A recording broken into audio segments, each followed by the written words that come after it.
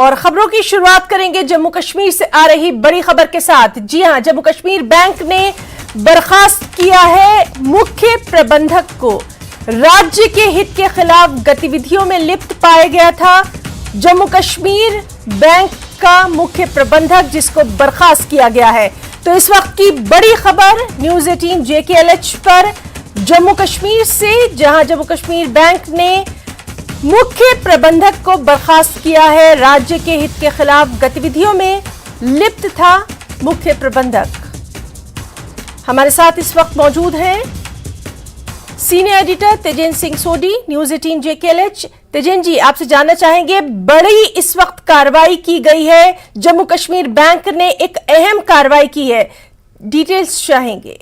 देखिए हिना, ये जम्मू कश्मीर बैंक की एक बड़ी कार्रवाई है, क्योंकि अगर आपको याद होगा, जब से जम्मू कश्मीर का प्रशासन लेफ्टिनेंट गवर्नर मनोज सिन्हा ने संभाला है, उन्होंने एक चीज बिल्कुल स्पष्ट कर दी थी कि वो सिर्फ यहाँ पर आतंकवादियों को मारने के लिए नहीं आए। आतंकवादी तो मारे जाएंगे, लेकिन वो लोग जो व्हाइट कॉलर आतंकवादी हैं, जो आतंकवाद को सपोर्ट कर रहे हैं, जो गन नहीं उठा रहे लेकिन उस गन कल्चर को, भारत विरोधी गतिविधियों को सपोर्ट कर रहे हैं, उन्हें पहचाना जाएगा और उन पे एक्शन लिया जाएगा। देखिए, ये जिस चीफ मैनेजर की आप बात कर रहे हैं, उसका नाम सज्जाद अहमद बजाज है।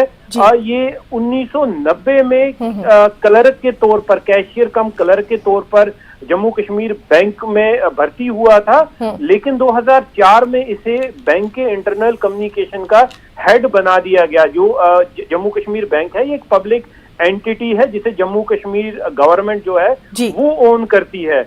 इसकी जो प्रमोशन हुई थी, वो जितने भी नियम कानून थे उसे ताक पर रखे हुई थी, और सोर्सेज का ये कहना है कि ये ISI और टेरर आउटफिट्स के लिए काम करता था, जो पाकिस्तान की इंटेलिजेंस एजेंसी ISI है।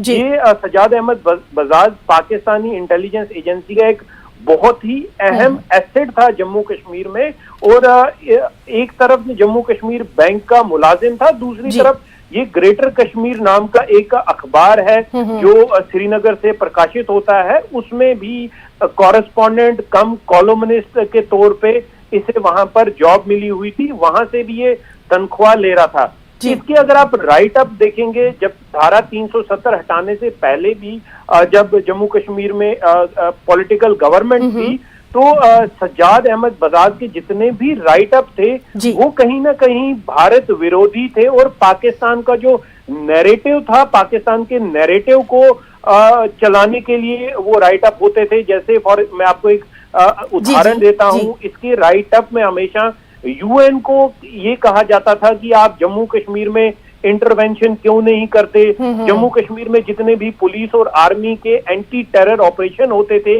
जिसमें आतंकवादी मारे जाते थे, सज्जाद बजाज उसे भी ये एक ऐसा नैरेटिव बनाता था कि ये जितने भी ऑपरेशंस हैं फेक हैं, और ये जितने भी कॉलम्स हैं इसके, ये धड़ल्ले से ग्रेटर कश्मीर नाम के अखबार में प्रकाशित होते थे।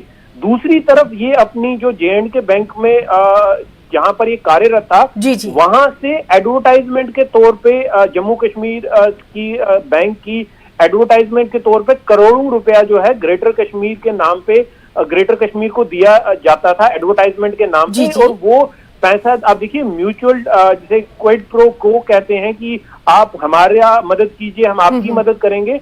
तो इस तरह से ये कार्रवाई की जाती थी। ISI के कहने पर जम्मू कश्मीर जो भारत विरोधी आर्टिकल लिखे जाते थे, और उस वक्त की सबसे बड़ी लापरवाही ये देखिए कि अगर एक कैशियर कम क्लर्क को आप इंटरनल कम्युनिकेशन का हेड बना देते हैं एक बैंक का, तो जम्मू कश्मीर बोर्ड के बैंक के बोर्ड ने भी इसे अप्रूव कर दिया, और जम्मू कश्मीर सरकार ने भी कोई ऐतराज जाहिर नहीं किया कि आप कैसे एक कैशियर कम क्लर्क को आप 4 साल में ही बैंक के इंटरनल कम्युनिकेशन का हेड बना देते हैं, जबकि कई जो एलिजिबल कैंडिडेट थे वो भी मौजूद थे वहां पर, लेकिन सबको दरकिनार किया गया, क्योंकि जो सज्जाद अहमद बजाज है, जो अभी हमें इंफॉर्मेशन मिली है, क्योंकि जम्मू कश्मीर की कितनी मुख्तलिफ एजेंसी जो है वो इन केसेस को इन्वेस्टिगेट कर रही हैं, उन लोगों को बार बार इन्वेस्टिगेट किया जा रहा है जिन लोगों पर किसी भी तरह का शक व शुबा है जी। कि वो पाकिस्तान के बेहस्त पे काम कर रहे थे, पाकिस्तान का एसेट थे।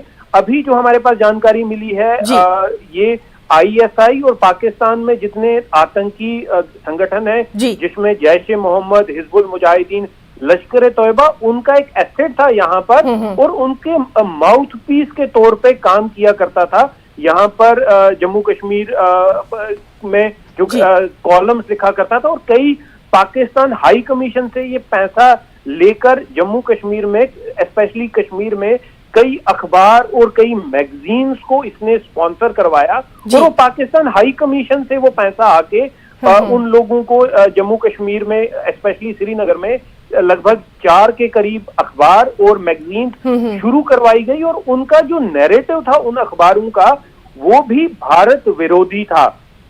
तो ये साफ दर्शाता है ये बैंक को यूज कर रहा था कि वो जो हवाला मनी पाकिस्तान हाई कमीशन से अखबारों के लिए आता था वो बैंक के थ्रू रूट किया जाता था। तो हर एक नियम को ताक पे रखा जाता था। उस वक्त की जितनी भी इलेक्टेड गवर्नमेंट थी उन्होंने भी इसे एक लॉन्ग रोप दी हुई थी। कहीं ना कहीं अभी इन्वेस्टिगेशन उन लोग अफसरों पर भी होगी जिन्होंने इसका साथ दिया है। लेकिन बड़ी खबर यह है कि फाइनली जब इन्वेस्टिगेटिंग एजेंसीज ने अपनी रिपोर्ट जम्मू कश्मीर बैंक के सीनियर प्रशासन को अब दी है तो आज ये फैसला लिया गया है कि सजाद अहमद बजाज को इमीडिएटली उसकी सर्विसेज जो हैं वो टर्मिनेट की जाएंगी।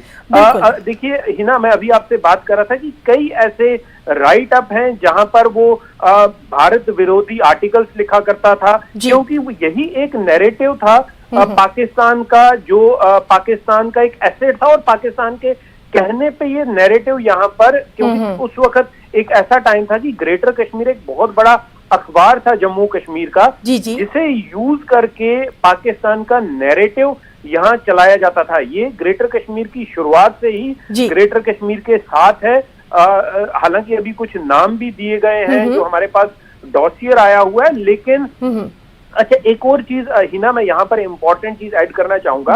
पाकिस्तान ने हमेशा एक झूठ फैलाया भारत के खिलाफ कि भारत में मास ग्रेव्स हैं जहां पर निहत्थे लोगों को मार के एक साथ कश्मीर में दफन किया गया है, जो कि कई बार ये प्रूफ हो गया है कि वो एक बिल्कुल बेबुनियाद झूठ था जिसे पाकिस्तान फैला रहा था। लेकिन सजाद बजाज अपनी राइटिंग का इस्तेमाल करके उस नैरेटिव को भी यहाँ पर फहरा रहा था। उसका ये भी कहना था कि यहाँ पर 2700 अनमार्क्ड ग्रेव जो हैं वो मिली हैं जिसमें हजारों, लगभग 3000 बॉडीज हैं। तो ये भी एक फेक नैरेटिव है जो पाकिस्तान के बेहस पे सजाद बजाज ये जो जम्मू कश्मीर में और जम्मू कश्मीर बैंक में रहते हुए अपनी पोजीशन का दुरुपयोग करते हुए ये नैरेटिव फैला रहा था। जी बिल्कुल तेजिन जी, ये तो तमाम तर डिटेल्स आपने हमारे दर्शकों के सामने रखी हैं। हम आपसे ये जरूर जानना चाहेंगे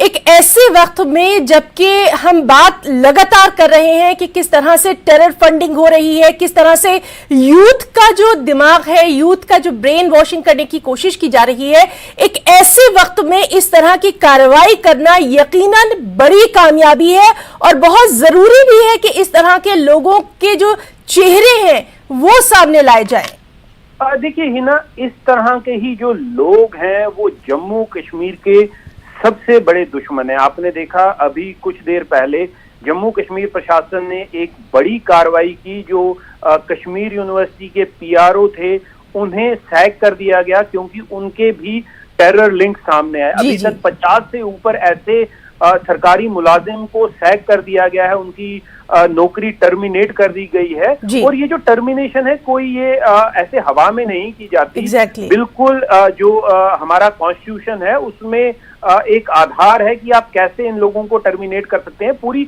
इन्वेस्टिगेशन की जाती है। देखिए ये जो लोग हैं जम्मू कश्मीर के लोगों के सबसे बड़े दुश्मन यही लोग हैं। आप किसी बाहर के इंसान को ये ना कहें कि बाहर का इंसान जम्मू कश्मीर के लोगों का दुश्मन है। ये लोग अपने जाती फायदे के लिए, अपने पर्सनल मुनाफे के लिए जम्मू कश्मीर को हमेशा इस नफरत की आग में झोंकते रहे।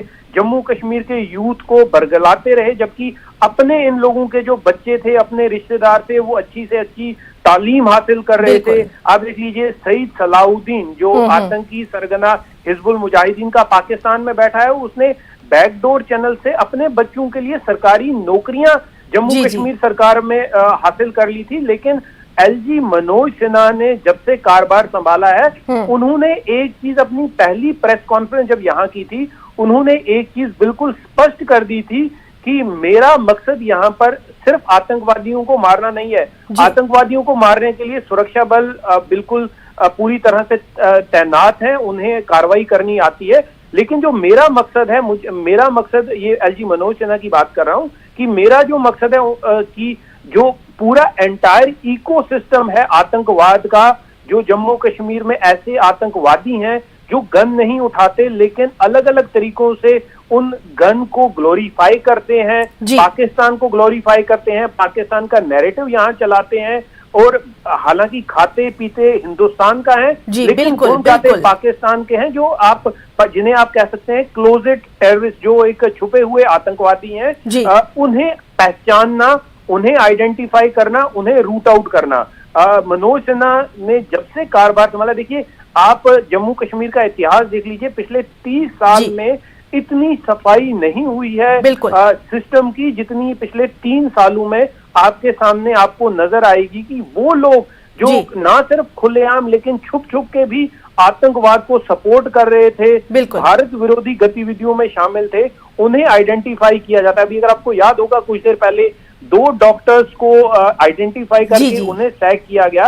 ये वही 2 डॉक्टर थे जिन्होंने जम्मू कश्मीर में हालात खराब, आसिया और नीलोफर के एक साजिश के पाकिस्तान से रची हुई साजिश के तहत एक ऐसी रिपोर्ट बनाई कि आसिया और नीलोफर का रेप हुआ है, मर्डर हुआ है, जबकि वो दोनों डूबने से जिनकी मौत हुई थी। लेकिन इन 2 डॉक्टर्स ने एक ऐसी गलत रिपोर्ट दी जिसकी वजह से जम्मू कश्मीर में लगभग कई महीनों तक हालात खराब रहे, पत्थरबाजी होती रही, कई लोगों की जान गई। लेकिन ये नैरेटिव किसका सूट कर रहा था? ये नैरेटिव पाकिस्तान का सूट कर रहा था, आतंकवादियों का सूट कर रहा था। लेकिन आज तक आप देखिए, किसी, चाहे उमर अब्दुल्ला की गवर्नमेंट रही हो, चाहे मुफ्ती मोहम्मद सईद की गवर्नमेंट रही हो, चाहे महबूबा मुफ्ती की गवर्नमेंट रही हो, चाहे गुलाम नबी आजाद की गवर्नमेंट रही हो, जम्मू कश्मीर में किसी ने ये साहस नहीं किया कि उन लोगों को आइडेंटिफाई किया जाए जो रूट कॉज है इस आतंकवाद, इस सेपरेटिज्म,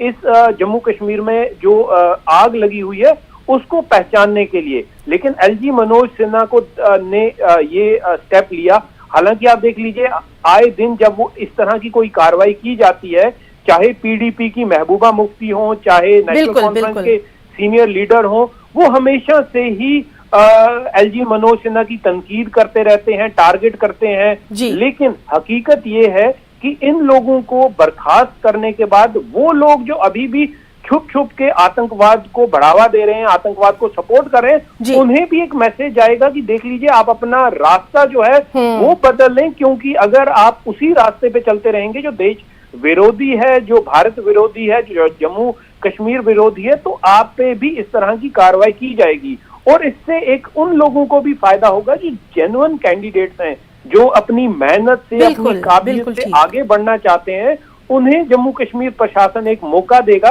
क्योंकि अभी तक उन लोगों को मौका नहीं दिया जा रहा था। आप देख लीजिए, जैसे आप सज्जाद बजाज देख लीजिए, इसे भी किसी की सुपारिश पे अपॉइंट किया गया था। ये भी कोई कॉम्पिटिटिव एग्जाम पास करके नहीं आया था, बल्कि किसी के कहने पे जम्मू कश्मीर बैंक में इसे नौकरी मिली थी। तो ऐसे सिर्फ एक मुलाजिम नहीं है, कई हजारों की तादाद में जम्मू कश्मीर में ऐसे सरकारी मुलाजिम हैं जो अंदर से तो आतंकवाद को सपोर्ट करते हैं, लेकिन किसी न किसी की सुपारिश पे उन्होंने जम्मू कश्मीर में सरकारी नौकरी हासिल की है, सरकार का पैसा खा रहे हैं, लेकिन गुणगान पाकिस्तान का कर रहे हैं। लेकिन अब उनके लिए मैसेज साफ है, क्लियर है कि जिस तरह से चुन चुन के इन लोगों को आइडेंटिफाई किया जा रहा है जो भारत विरोधी गतिविधियों में शामिल है, अगर आप भी भारत विरोधी गतिविधि में शामिल होंगे तो आपको बख्शा नहीं जाएगा, आपको आइडेंटिफाई किया जाएगा, आपको कानूनी जितने भी जवाइज हैं उनके तहत टर्मिनेट किया जाएगा और फिर उसके बाद जो कानूनी कार्रवाई है वो कानून अपना जो रास्ता है वो देखेगी और वो कानूनी कार्रवाई होती रहेगी। आप देख लीजिए अभी जिस तरह से ये जानकारी मिली है कि ये कई ऐसे लोगों के साथ इन टच था, सजाद बजाज जो मौलाना मसूद अजहर के क्लोज थे, जो आपको पता है मौलाना मसूद अजहर वो आतंकवादी है जिसने 9/11 के आतंकी हमलों को अंजाम दिया, जिसने बॉम्बे में कत्लो गारत में लगभग जिसने 120 से ऊपर निर्दोष लोग मारे गए।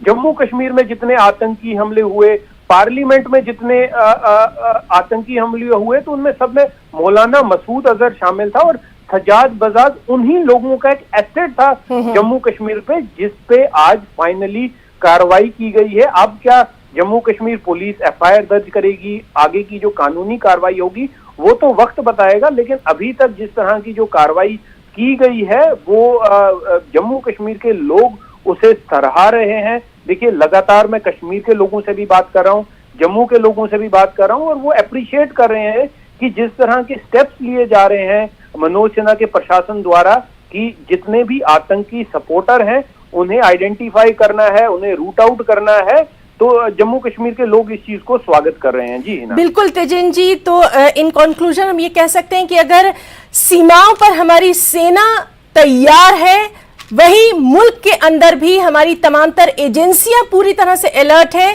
कि इस तरह के लोगों को हरगिज बर्दाश्त नहीं किया जाएगा। हिना बिल्कुल आपने सही कहा कि देखिए पहले जितनी भी यहाँ पर पॉलिटिकल गवर्नमेंट थी उन लोगों का हमेशा से एक सॉफ्ट स्टैंड था। आपने एक पॉलिसी लाई healing touch policy, PDP government ने हीलिंग टच पॉलिसी लाई थी। उस हीलिंग टच पॉलिसी में आपने क्या किया, आपने जितने आतंकवादी थे उनको आपने मुआवजा देना शुरू कर दिया। तो लोग देखिए उस तरह आप अगर आतंकवादियों को आप बेनिफिट देंगे, कल ही आप देख लीजिए कि पाकिस्तान में यासीन मलिक की जो बीवी है मुशाल मलिक, उन्हें एक रिवॉर्ड मिला, उन्हें पाकिस्तान की इंटरिम गवर्नमेंट में उनके कैबिनेट में शामिल कर लिया गया। तो अगर आप जम्मू कश्मीर में भी जिस तरह की हीलिंग टच पॉलिसी थी, बेशक उस वक्त आप ढंडोरा पीटें की बहुत अच्छी पॉलिसी थी, लेकिन क्या हुआ, इसका अंजाम क्या हुआ, हीलिंग टच लोगों के लिए नहीं था। लोग उस वक्त, आप किसी भी कश्मीरी जिसे हीलिंग टच पॉलिसी के बारे में पता है वो ये कहेगा कि हमारे लिए ये हीलिंग टच नहीं था लेकिन हीटिंग टच था। हीलिंग टच पॉलिसी उन लोगों के लिए थी जो आतंकवाद को सपोर्ट कर रहे थे। आप देख लीजिए उन्हीं लोगों को नौकरियां दी जा रही थी,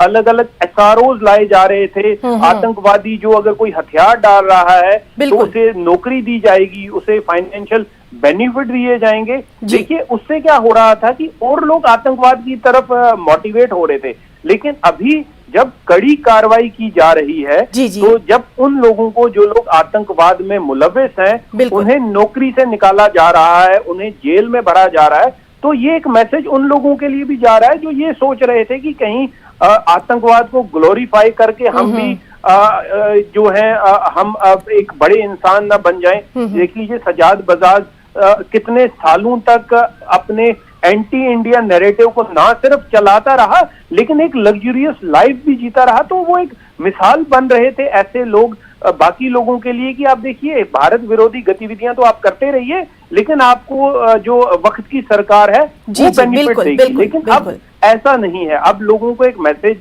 बिल्कुल क्लियर हो चुका है कि अगर हम भारत विरोधी गतिविधि करेंगे तो हमें उसके कड़े से कड़ी जो कार्रवाई है वो की जाएगी। और अभी तक जितने लोगों को नौकरी से बर्खास्त किया है, जिन पे एक्शन लिया है, जो जेल के अंदर हैं, जो अभी सजा भुगत रहे हैं, तो ये एक मैसेज बिल्कुल क्लियर जा रहा है कि Manoj Sinha means business.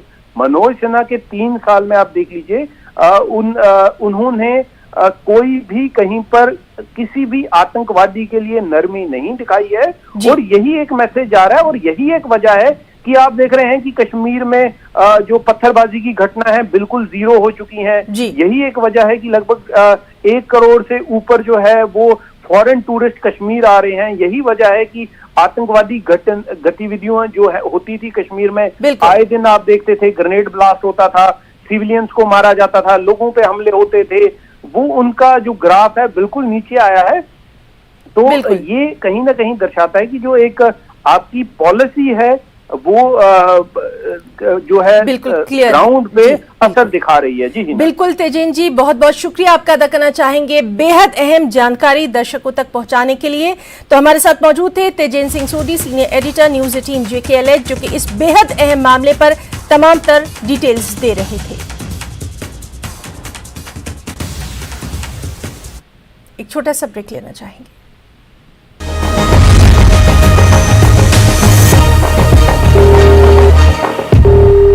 Plus grow viewer की बैठक में शामिल होगी और अगले 5 दिनों तक कई कार्यक्रमों में शिरकत करेंगे।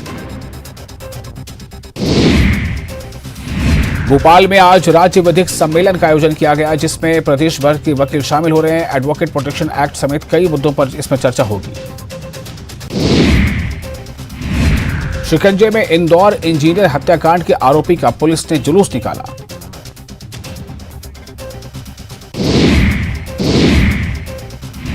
सीएम सुक्खू के सिरमौर दौरे की एरियल दौरे की तस्वीरें सामने आई हैं, जिसमें चॉपर के जरिए सीएम बाढ़ प्रभावित इलाकों का दौरा कर रहे हैं और जायजा ले रहे हैं। राजस्थान सरकार ने हिमाचल की आपदा के मद्देनजर 15 करोड़ की सहायता राशि देने का ऐलान किया है। राजस्थान सीएम अशोक गहलोत ने ट्वीट करके इसकी जानकारी दी। कांगड़ा के इंदौरा फतेहपुर में 2209 लोगों को निकाला गया। एनडीआरएफ की टीम बाढ़ग्रस्त इलाकों में राहत और बचाव कार्य में जुटी हुई है। पीएम मोदी साउथ अफ्रीका और ग्रीस का दौरा करने वाले हैं। वो 22 अगस्त से 24 अगस्त तक दक्षिण अफ्रीका में 15वें ब्रिक्स सम्मेलन में शिरकत करेंगे। वहीं 25 अगस्त को ग्रीस पहुंचेंगे।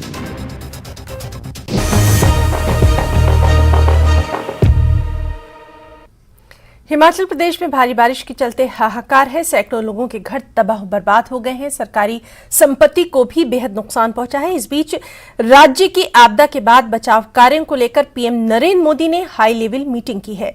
पीएम ने भारी बारिश, बाढ़ एवं भूस्खलन के कारण हिमाचल में आई आपदा पर बैठक कर हालात और राहत एवं बचाव कार्यों के लिए चलाए जा रहे अभियान की समीक्षा की। पीएम मोदी के आधिकारिक आवास 7 लोक कल्याण मार्ग पर लगभग 1 घंटे तक चली इस बैठक में केंद्रीय गृह मंत्री अमित शाह, रक्षा मंत्री राजनाथ सिंह तथा भाजपा के राष्ट्रीय अध्यक्ष जेपी नड्डा भी मौजूद रहे। मोदी सरकार ने 2014 में वित्तीय समावेशन को बढ़ावा देने के लिए जनधन बैंक खाते खोलने के लिए बड़े पैमाने पर राष्ट्रव्यापी कवायद शुरू की थी और जनधन खातों से लगभग 34 करोड़ रुपए कार्ड मुफ्त में जारी किए गए। आपको बता दें कि देश में जनधन खातों की संख्या 50 करोड़ के रिकॉर्ड आंकड़े को पार कर गई है। इसको पीएम मोदी ने एक महत्वपूर्ण मील का पत्थर बताते हुए सराहना की है। पीएम ने एक्स पर पोस्ट किया कि ये देखकर खुशी हुई कि इन 50 करोड़ जनधन खातों में से आधे से अधिक महिलाओं के अकाउंट्स हैं।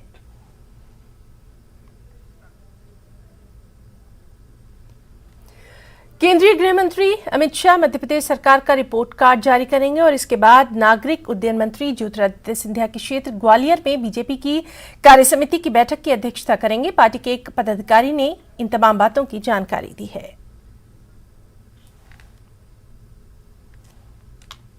इंडियन आर्मी और स्पार्क मिंडा फाउंडेशन नई दिल्ली के संयुक्त तत्वाधान में कश्मीर के जांगली गैरिसन कुपवाड़ा में दिव्यांग जनों के लिए एक कैंप का आयोजन किया जा रहा है। 21 अगस्त से 26 अगस्त तक चलने वाले इस 6 दिवसीय कैंप का मकसद शारीरिक रूप से अपंग लोगों की मदद करना है। वहीं इंडियन आर्मी और स्पार्क मिंडा फाउंडेशन की ओर से आयोजित इस कैंप में दिव्यांग जनों की आवश्यकता अनुसार सहायता भी प्रदान की जाएगी।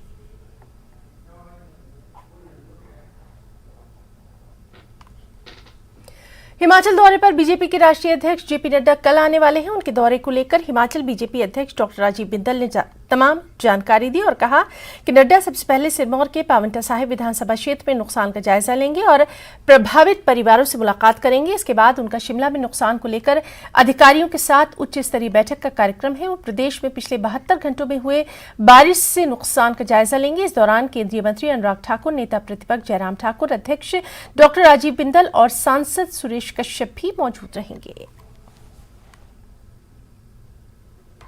दिल्ली में केंद्रीय सड़क परिवहन मंत्री नितिन गडकरी ने दागी नेताओं के बीजेपी ज्वाइन करने को लेकर एक बयान दिया।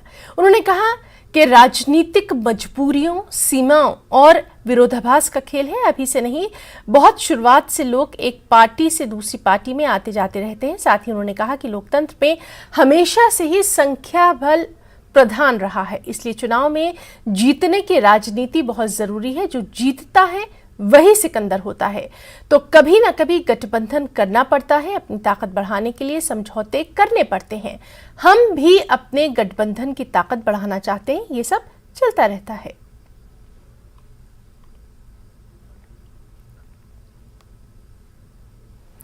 दिल्ली में कांग्रेस अध्यक्ष मल्लिकार्जुन खड़गे ने उड़ान स्कीम पर नियंत्रक एवं महालेखा परीक्षक की एक रिपोर्ट का जिक्र करते हुए केंद्र सरकार पर निशाना साधा और दावा किया कि कैग की एक रिपोर्ट से यह खुलासा हुआ है कि केंद्र की उड़ान योजना 93% हवाई मार्गों पर लागू नहीं है। खड़गे ने आरोप भी लगाया कि लोगों को इस योजना के नाम पर सिर्फ झूठ और जुमले मिले हैं। सरकार ने द्वितीय एवं तृतीय श्रेणी के शहरों में जनता के लिए हवाई यात्रा को किफायती बनाने के लिए 21 अक्टूबर 2016 को उड़ान के नाम से ये योजना शुरू की थी।